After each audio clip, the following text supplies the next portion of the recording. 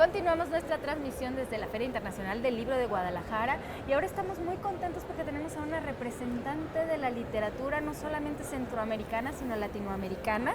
Está con nosotros Ligia Oroz. Muchísimas gracias por estar aquí. Muchísimas gracias a ustedes por la invitación, estoy muy contenta y muy honrada.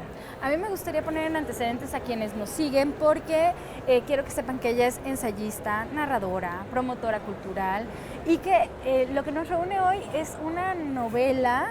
Bueno, es tu más reciente libro, ¿no?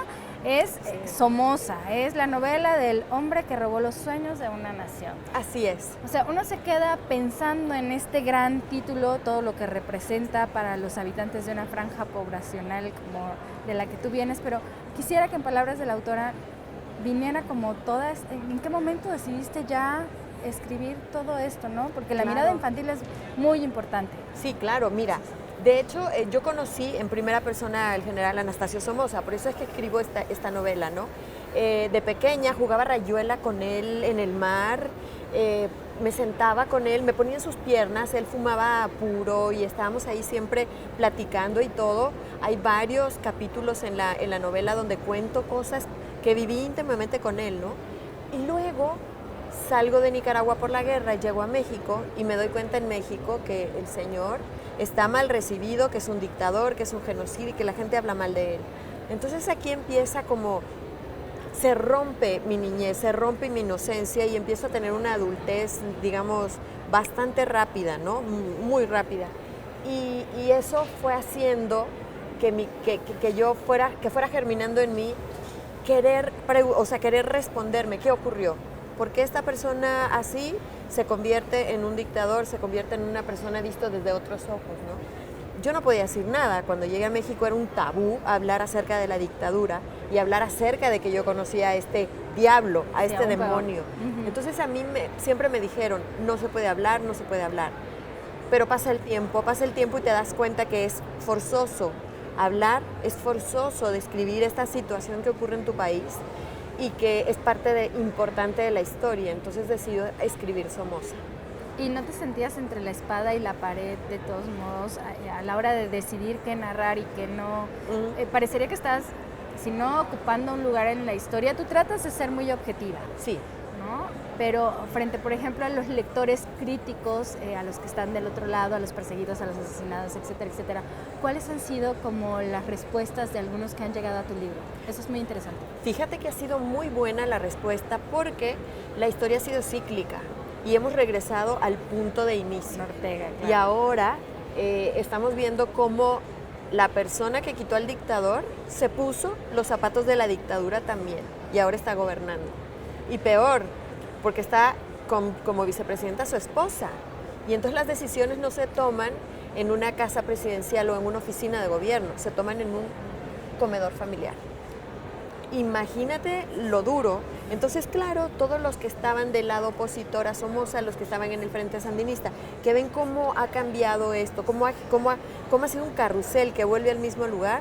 Todo el mundo está muy, muy desenfocado con el nuevo gobierno, todo el mundo, porque no es nuevo, ya tiene 30 años también. Claro. Entonces he recibido voces de apoyo porque esta novela además es una crítica al gobierno actual, una crítica a la dictadura en general, a la anterior y a la nueva. Eso creo que es muy importante resaltarlo porque uno podría irse como con la contraportada y decir, bueno, ¿qué está pasando? ¿Quieres ponerlo como un personaje humano? Si tienes que leer el libro para poder tener una posición política, digamos. Exacto. También sé que tú eres muy crítica con lo que está sucediendo ahorita con Ortega, sí. ¿no?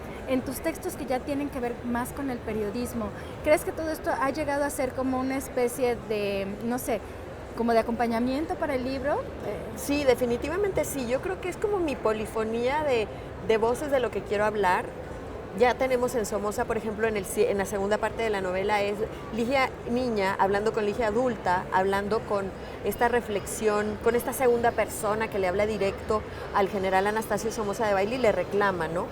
Y este reclamo se vuelve como una metaficción, digamos, y se vuelve este reclamo ahora generalizado en mi tierra y en todo el mundo de la dictadura, de lo que está ocurriendo ahora. Y es lo que estoy señalando. Y si en Nicaragua están todas las voces silenciadas y si hay una censura, yo no me voy a quedar callada. Porque yo estoy afuera y puedo hablar. Yo no estoy en el chipote como toda la gente que está encarcelada. donde no hay ni siquiera condiciones humanas para todos estos presos políticos, ¿no? Yo sí tengo la voz y la voy a usar. Y me da muchísimo gusto porque, por ejemplo, he visto que has estado trabajando con la Centroamérica Cuenta. Sí. Y don Sergio Ramírez, pues para nosotros es un adorado, ¿no? Claro. Y toda la situación que ha estado viviendo también de persecución, de censura, o sea que ahorita ya no podrías creer que eso esté sucediendo en este siglo, ¿no? Claro. ¿Ustedes cómo se sienten? ¿Cuáles son como las voces más importantes de Nicaragua de las cuales nosotros tendríamos que estar pendientes en la literatura? Claro, Sergio definitivamente siempre hay que estar pendiente de él. De hecho, está exiliado en España y tristemente no puede regresar a la patria porque tiene una orden de aprehensión en su contra. La dictadura lo está persiguiendo y eso es muy triste. Y ahora tenemos el honor de tenerlo acá en Guadalajara.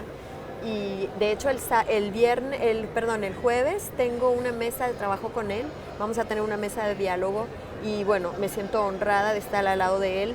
Ayer presenté también mi libro, Somoza, junto con José Adiac Montoya. Él es otra voz nicaragüense y él escribió el libro del País de las Calles sin Nombre, que es lo que ocurrió en la primavera del 2018 y por lo que ahora está, digamos, todo este nuevo sentimiento en Nicaragua y todo lo que está ocurriendo. Entonces, es bien importante, por ejemplo, si quieres leer la historia de Nicaragua, como se ha ido, digamos, desarrollando, puedes leer Somoza, luego El País de las Calles sin Nombre de José Adiac Montoya y Tongolele no sabía bailar de Sergio.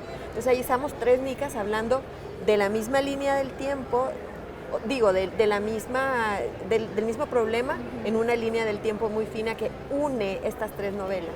Ay, qué maravilla que nos des como esta cartografía. Exacto. Y digamos como el recorrido histórico para entender qué es lo que sucede en un país como Nicaragua. Pues te agradecemos mucho, gracias Alicia, gracias a Planeta, que es quien publicó tu libro, a la Feria Internacional del Libro de Guadalajara y a quienes siguieron esta transmisión para Publishers Weekly en español.